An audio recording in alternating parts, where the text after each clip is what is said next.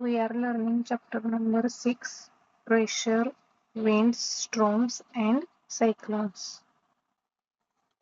तर चॅप्टरच्या आधीच्या पार्टची जे व्हिडिओ आहेत त्याची लिंक डिस्क्रिप्शन मध्ये दिलेली आहे, ते तुम्ही पहा. आता आपण इथपर्यंतचा पार्ट कंप्लीट केलेला आहे.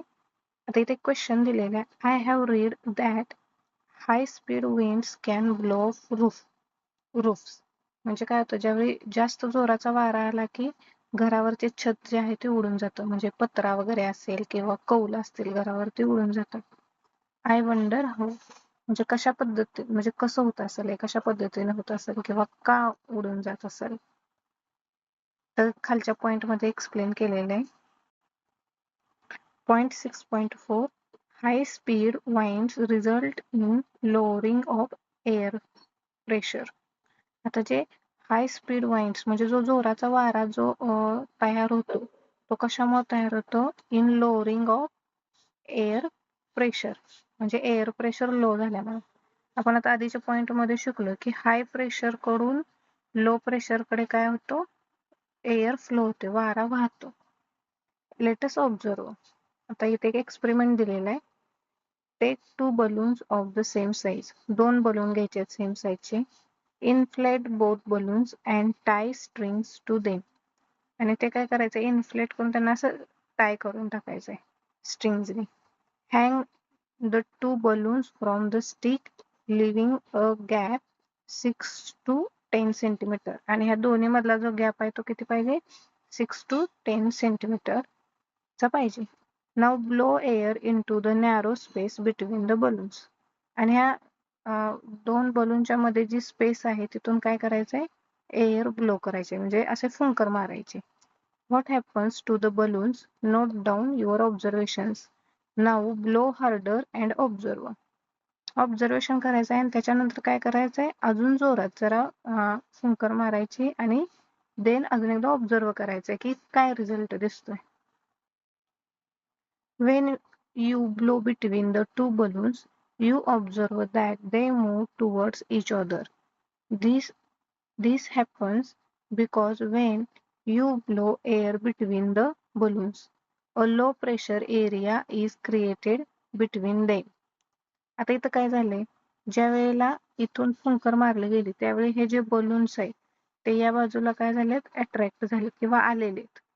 तर हे कशामुळे आले की या ठिकाणी काय झालं, इथं फुंकर मारल्यामुळे दोन बलूनच्या मधला जो एरिया आहे तिथं काय झालं, लो प्रेशर क्रिएट झालं. आणि इथं लो प्रेशर क्रिएट झाल्यामुळे हे बाजूला काय असणार आहे, या बलूनच्या बाजूला हाय प्रेशर एरिया असणार आहे. हा हाय प्रेशर एरिया असल्यामुळे काय झालं, हे एरियाचं प्रेशर हाय प्रेशर बलून्सवर अप्लाय झालं. त्यामुळे लो प्रेशर एरियाकडे काय झालं, बलून्स आले, फेकले गेले. The higher air pressure surrounding the balloon pushes them towards each other. त्यामुळे इकडून काय झालं, इकडून या हाय प्रेशरमुळे हा बलून इकडे पुश झाला आणि इकडच्या हाय प्रेशरमुळे हा बलून इकडच्या बाजूला पुश झाला. You must have observed that blowing harder increases the speed at which the balloons approach each other. What can you infer from this activity? We infer that high-speed winds are accompanied by reduced air pressure.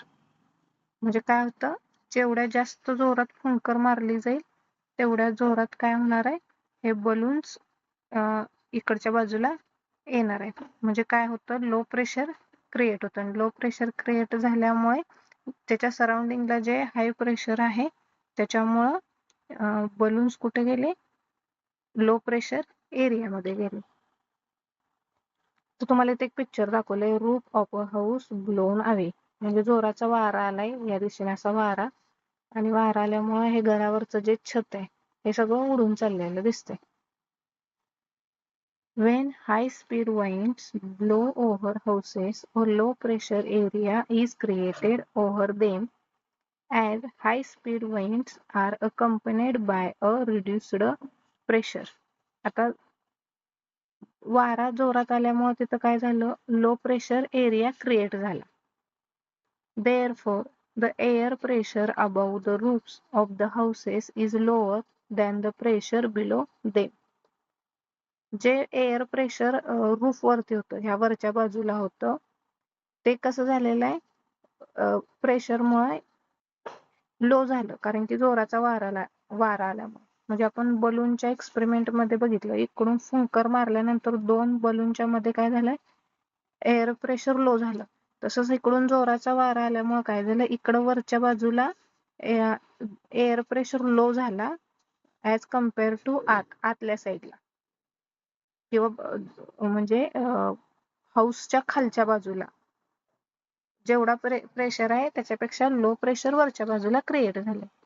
If the pressure difference is large and the roofs are weak, आणि जर हा pressure difference आहे हा जर large असेल आणि roof जर म्हणजे वरचं छत जर वीक असेल, दे मे बी ब्लोन अवे, आणि ते काय होतं मग उडून जातं ऍज शोन इन फिगर, म्हणजे असे फिगर मध्ये दाखवलेलं. That is why it is safer to keep doors and windows of the houses open during the storms with high speed winds. म्हणजे ज्यावेळी असा जोराचा वारा सुटेल तर त्यावेळी काय केलं पाहिजे, हे जे डोअर्स आहेत, विंडोज आहेत, त्या काय केल्या पाहिजेत, ओपन ठेवल्या पाहिजेत. When the same winds moves over the roofs and through the houses, the pressure difference between inside of the houses and over the roofs are reduced to a large extent. म्हणजे वारा जेवढा वरून वाहतोय तेवढाच वारा खालून पण वाहणार, म्हणजे इथून जाणार आहे, खिडक्यातून बाहेर येणार आणि इकडून जाणार. त्यामुळे काय होणार आहे, त्याच्यामधला जो डिफरन्स आहे तो काय होणार आहे, कमी होणार आहे. म्हणजे वरती जरी लो प्रेशर क्रिएट झालं, इकडून वारा गेला, तर इथून आपण दरवाजाने खिडक्या उघडे ठेवल्यामुळे इथं पण काय होणार आहे, लो प्रेशर क्रिएट होणार, आणि या ठिकाणी दोन्हीकडे सेम एक्सटेंड मध्ये प्रेशर राहणार आहे. This helps prevent the roofs from being blown off as shown in figure. म्हणजे फिगर मध्ये दाखवले की इथं दारे, खिडक्या, दरवाजे उघडे ठेवल्यामुळे काय झालं, हा घरावरचं छत जे आहे ते उडून गेलेलं नाही. You must have experienced that when high-speed winds blow during storms, they are sometimes accompanied by thunder and lightning. Let us learn more about them. आता आपण हा एक्सपिरियन्स बऱ्याच वेळेला घेतलेला आहे की जेव्हा काय होतं, हाय स्पीडचा वारा म्हणजे जोराचा वारा व्हायला लागतो, म्हणजे मोठे मोठे जे वारे वगैरे व्हायला लागतात, त्यावेळी थंडर म्हणजे एक थंडावा किंवा ढगाळ वातावरण झालेलं असतंय, आणि लाइटनिंग विजा वगैरे कडकडत असतात, विजांचा आवाज असतो, आणि थंड हवा येत असते. तर हे असं का होतं, तर ते पुढच्या पॉइंट मध्ये एक्सप्लेन केले. Storms, thunder storms and lightning. Storms म्हणजे वारा जो आपण बघितला, थंडर स्ट्रोम म्हणजे जे म्हणजे ढगाळ वातावरण झालेलं आहे, एकदम थंड हवा, जोरात वारा सुटलेला असतो, आणि लाइटनिंग आणि विजांचा कडकडाट पण होत असतो. असं जे चित्र तयार होतं किंवा याचा अनुभव जो आपण घेतलेला आहे, तर हे सगळं सराउंडिंग कशा पद्धतीनं तयार होतं, तर त्याचं पूर्ण एक्सप्लेनेशन इथं दिलेलं आहे. Have you heard the sound of thunder and seen lightning during the rainy season? Sound of thunder म्हणजे ढगांचा गडगडाट, म्हणजे एकदम जो आवाज होतो वीज चमकल्यानंतर तो, आणि रेनी सीझन म्हणजे पावसाचं वातावरण, पावसाळ्यात हे सगळं चित्र आपल्याला बघायला मिळतं. Yes, the sound of thunder is so frightening, usually there is heavy rainfall too. आणि अशा वेळेला ढगांचा गडगडाट पण ऐकायला येतो, विजा पण चमकत असतात, आणि त्यावेळी काय कशाची शक्यता असते, हेवी रेनफॉल म्हणजे जोराचा पाऊस होत असतो त्यावेळेला किंवा येऊ शकतो. When land gets heated, the warm and moist air being lighter rises, thereby creating a low pressure area. आता काय होतं, सपोज लँडवर आहे इथं, तर इथं काय होतंय की हिटमुळं काय होतं, इथली जी एअर आहे ती काय होते, पूर्ण हिट होते लँडवरची एअर, आणि काय होते, warm and moist air being lighter. Warm झाल्यामुळे ते काय होते, लाइटर होते, हलकी होते, and rise thereby creating a low pressure area. Rise म्हणजे ही वरच्या बाजूला जाते.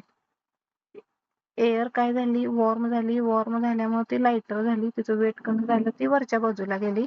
त्यामुळे इथं लँड वरती खालच्या बाजूला कसला एरिया तयार होतो, लो प्रेशर एरिया तयार होतो. Cooler and from the surrounding higher pressure areas flows to take its place. आता या ठिकाणी जो लँड वरती हा एरिया लो प्रेशर एरिया इथं तयार झाला आणि इथली जी एअर आहे ती कुठे गेली, वरच्या बाजूला गेली. त्या ठिकाणी याची जो सराउंडिंग बाजू आहे, the surrounding high pressure area म्हणजे ही सराउंडिंगची बाजू. इथला एरिया तो कसा असणार आहे, हाय प्रेशर एरिया असणार आहे. Flows to take its place. Flows to take its place म्हणजे हा हाय प्रेशर एरिया म्हणजे पुन्हा ही जी एअर आहे ते ह्या लो प्रेशर मध्ये येते सराउंडिंगची. This air in turn gets heated and rises. आणि देन अगेन पुन्हा ही एअर जी आहे पुन्हा हीट होते, वॉर्म होते, लाईट होते आणि पुन्हा कुठं जाते, वरच्या बाजूला जाते. This results in a continuous process of wind circulation. अशा पद्धतीने सर्क्युलेशन होत राहतं की या बाजूचा पुन्हा हाय प्रेशर एरिया जो कडेचा आहे सराउंडिंगचा, इथं पुन्हा एअर येते, पुन्हा ती हीट होते, पुन्हा लाईट होते आणि पुन्हा कुठं जाते, वरच्या बाजूला जाते. As the rising air expands, it cools and moisture in it condenses to form water droplets, creating clouds.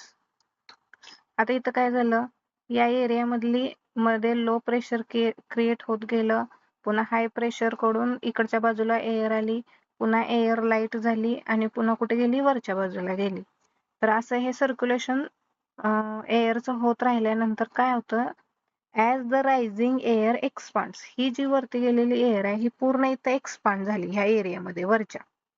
It cools and moisture in it condenses to form water droplets creating clouds. इथं जे वरच्या बाजूला जो high pressure area असतो इकडच्या वरच्या बाजूला, इथं कोल्ड असतो जो, त्याच्यामुळे काय होतं, इथं कंडेन्स होतं. कंडेन्स म्हणजे ते तुम्हाला माहित असेल आता की आपण पाणी जरी गरम केलं तर पाण्याची जी वाफ तयार होते त्याला जर वरती थंडावा लागला किंवा आपण त्याच्यावर प्लेट ठेवली, एका पातेल्यामध्ये तुम्ही पाणी घेतलं, ते गरम करायला ठेवलं आणि त्याच्यावर जर प्लेट ठेवली तर प्लेटच्या वरचं जे सराउंडिंग असतं ते थंड असतं. त्यामुळे इथली जी वाफ पाण्याची तयार झालेली असते, जे प्लेटला जी वाफ लागते त्याचं कशामध्ये तयार होतं, रूपांतर पाण्यामध्ये. तिथं अशा पाण्याचे थोडे थोडे ड्रॉप्स तयार झालेले असतात. मग तीच गोष्ट इथं तयार होती. काय होतं की ही जी वरती चाललेली असती एअर, जी गरम झालेली असती, वरती गेल्यानंतर हे सारख्या प्रमाणात सर्क्युलेशन होऊन इथं एअर एक्सपांड होते आणि एक्सपांड झाल्यानंतर वरच्या बाजूला परत हे काय होते, हे जे एअरचे जे म्हणजे वाफ तयार झालेली आहे ते परत कंडेन्स होतात आणि त्याचे काय तयार होतात, क्रिएटिंग इन क्लाउड्स म्हणजे ढग तयार होतात. The water droplets merge to form heavier drops which comes down as rain, hail or snow.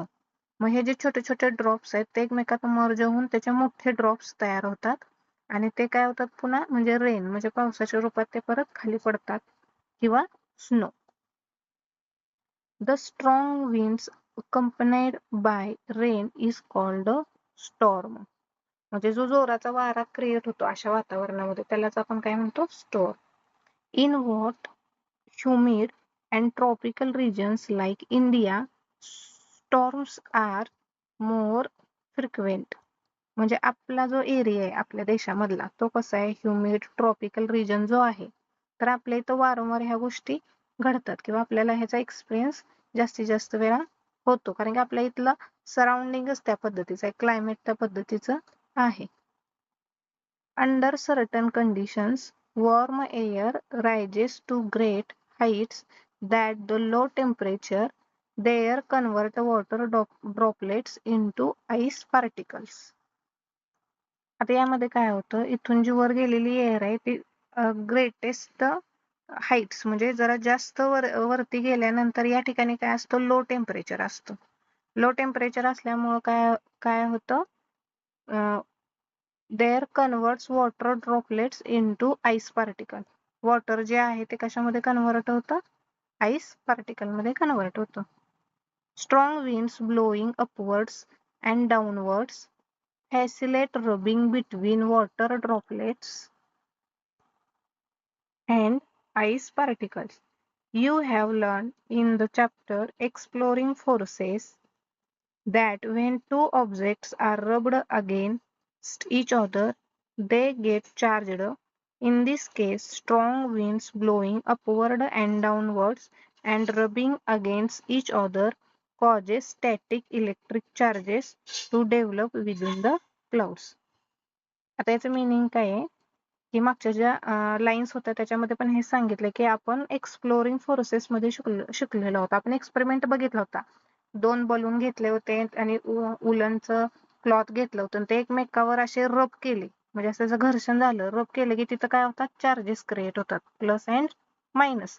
त्याच पद्धतीने इथं काय होतंय की जो स्ट्रॉंग विंड्स ब्लो होतो अपवर्ड अँड डाऊनवर्ड डिरेक्शन म्हणजे एअर जी आहे ती लाइटर होते वरती जाते वरती गेल्यानंतर काय होतं तिथं तिला थंडावा लागतो किंवा कूलेस्ट एरिया तयार होतो तिथून ती कुठे येते खाली येते म्हणजे जो विंड आहे वारा आहे तो वरती जातो वरून परत खाली येतो.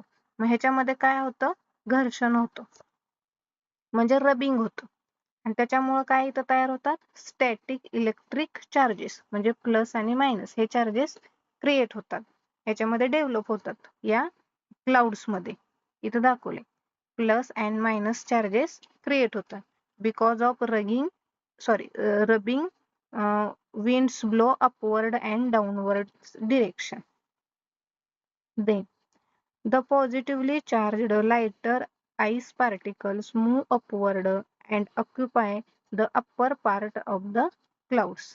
आता हे पॉझिटिव्ह चार्जेस जे आहेत ते कुठं जातात वरच्या बाजूला जातात आणि ते ह्याच्यामध्ये कन्वर्ट होतात म्हणजे आईस पार्टिकल्स असतात ते वरच्या बाजूला जातात upward direction. The negatively charged heavier water droplets occupy the lower part of the clouds. आणि ह्या क्लाउडचा जो लोअर पार्ट आहे हे जे निगेटिव्ह चार्जेस जे आहेत जे पार्टिकल आहेत की जे हेवियर आहेत ते काय करतात ऑक्युपाय करतात पूर्ण क्लाउडचे म्हणजे असे 2 पार्ट होतात. प्लस चार्ज जे असलेले आहेत ते वरच्या बाजूला जातात वरचा पूर्ण क्लाउडचा अर्धा भाग वरचा येतो ऑक्युपाय करतात आणि मायनस जे चार्जेस आहेत ते खालच्या बाजूला येतात कारण की ते हेवियर असतं. Thus a charge separation within the cloud takes place. मग अशा पद्धतीनं काय होतं क्लाउड मध्ये चार्जेसचं सेपरेशन होतं. Also when the negatively charged lower part of the cloud moves closer to the ground. आणि मग हे निगेटिव्हली जे चार्जेस आहेत ते काय होतात खाली अर्थकडं येतात खालच्या बाजूला moves होतं. It causes the ground and nearby objects such as trees or buildings to become positively charged. आता इथं खालच्या बाजूला पण काय असणार आहेत जमिनीवरती लँडवरती प्लस मायनस चार्जेस असणार आहेत पण इथं सगळे प्लस चार्जेस तुम्हाला दिसतात वरती वरती गेलेले कारण इकडून कोणते चार्जेस येतात मायनस चार्जेस येतात. आता चार्जेसचा एक रूल आपल्याला माहिती आहे ते मायनस मायनस असेल तर काय करतात रिपल होतात एकमेकांपासून म्हणजे लांब जातात आणि प्लस प्लस असेल तरी लांब जातात आणि प्लस आणि मायनस मध्ये काय असतं अट्रॅक्शन असतं. आता वरून येणारे चार्जेस कोणते आहेत मायनस चार्जेस आहेत मग हे मायनस चार्जेस काय करतात ह्या प्लस चार्जेस ना अट्रॅक्ट करतात ते वरती वरती जातात आणि मग मायनस मायनस चार्जेस खाली खाली राहतात. Normally air acts as an electrical insulator and does not let opposite charges meet. आता एअरची एक कॅरेक्टरिस्टिक आहे जी तुम्हाला माहित असेल एअर काय आहे इन्सुलेटर आहे. इन्सुलेटर म्हणजे काय एअर मायनस आणि प्लस चार्ज असेल तर ते हे होऊन देत नाही एकमेकात मिक्स होऊन देत नाही म्हणजे हे अटॅच होऊन देत नाही हे रिपल्स करते. पण ही एअर ऍज अ इन्सुलेटर इथं वर्क होत नाही कारण but Wien build up of charges becomes very large, the insulating property of air breaks down. ज्यावेळी चार्जेस जास्त प्रमाणात वाढतात म्हणजे वरून येणारे मायनस चार्जेस जे आहेत ते जास्त आणि खालचे लँडवरचे प्लस चार्जेस सुद्धा जास्त झाले तर याच्यामधली जी एअर आहे या एअरची जी प्रॉपर्टी आहे इन्सुलेटिंग प्रॉपर्टी ही काय होते ब्रेकडाऊन होते. A sudden flow of charges takes place, producing a bright flash of a light called a lightning. मग अशा वेळी काय होतं इकडून जे मायनस चार्जेस खाली येत असतात आणि प्लस चार्जेस वर जात असतात याच्यामधली एअरची जी इन्सुलेटिंग प्रॉपर्टी आहे ती ब्रेकडाऊन होते. ते ब्रेकडाऊन झाले की सडनली हे चार्जेस एकमेकात मिक्स होतात आणि त्यामुळे काय एक फ्लॅश तयार होतो. त्यालाच आपण काय म्हणतो लाइटनिंग म्हणजे त्यालाच आपण काय म्हणतो विजा चमकल्या किंवा आकाशामध्ये विजा चमकत आहेत. Lightning can occur as opposite charges collide within a cloud, between clouds or between clouds and the ground. आता विजा कशा चमकतात की प्लस मायनस अट्रॅक्ट झाले मग त्याच्यामधून ही लाईट बाहेर पडली तर एक वरच्या बाजूला आणि ग्राउंड वरती पण खाली याच्यामध्ये सुद्धा काय होतं विजा चमकतात. Lightning rapidly heat up the air around it, causing the air to expand and produce a loud sound known as a thunder. म्हणजे जो ढगांचा गडगडाट होतो. या ठिकाणी काय होतं विजांमुळे परत काय होतं एअर काय होते परत एकदा एअर एक्सपांड होते म्हणजे ते आजूबाजूची जी एअर आहे ती हीट होते हीट झाल्यामुळे परत ती एअर एक्सपांड होते आणि काय होतं त्याच्यामुळे जो साऊंड क्रिएट होतो प्रोड्यूस होतो त्याला आपण काय म्हणतो thunder. A storm accompanied by lightning and thunder is called a thunderstorm. म्हणजे हा जो विजांच्या कडकडाटासह जो जोराचा वारा सुटलेला असतो असं जे वातावरण तयार झालेलं असतं त्यालाच आपण काय म्हणतो थंडर स्ट्रॉम. तर थोडक्यात लक्षात घ्या की हे कशामुळे होतं की याच्यामध्ये जे चार्जेस तयार होतात जी एअरची जी प्रॉपर्टी आहे एअरची प्रॉपर्टी कुठली आहे ऍज अ इन्सुलेटर काम करणं ते प्रॉपर्टी ब्रेकडाऊन होते आणि हे चार्जेस काय होतात सडनली मिक्स होतात एकमेकाला भेटतात त्यामुळं एक लाइटनिंग तयार होते आणि ती लाइटनिंग तयार ज्यावेळी ते वीज चमकते ती लाईट तयार होते त्यावेळी परत तिथे एकदा आणि काय होते हीट हीट प्रोड्यूस होते आणि अजून एकदा एअर तिथली काय होते लाईट होते आणि ते एअर परत आणि एक्सपांड होते त्याच्यामुळे काय होतं की परत जोराचा वारा कारण की एअरची प्रॉपर्टी काय आहे हाय प्रेशर कडून लो प्रेशर कडे एअर फ्लो होतो वाइंड वाहतो त्यामुळे विजांचा पण कडकडाट सुरू होतो प्लस मायनस एकत्र आल्यामुळे आणि हे या विजा चमकल्यामुळे तिथं हीट निर्माण होते हीट निर्माण झाली की परत एअर तिथं लो प्रेशर क्रिएट होतो परत मग आणखीन लो प्रेशर झाल्यामुळे परत हाय प्रेशर कडून परत वारा व्हायला सुरुवात होतो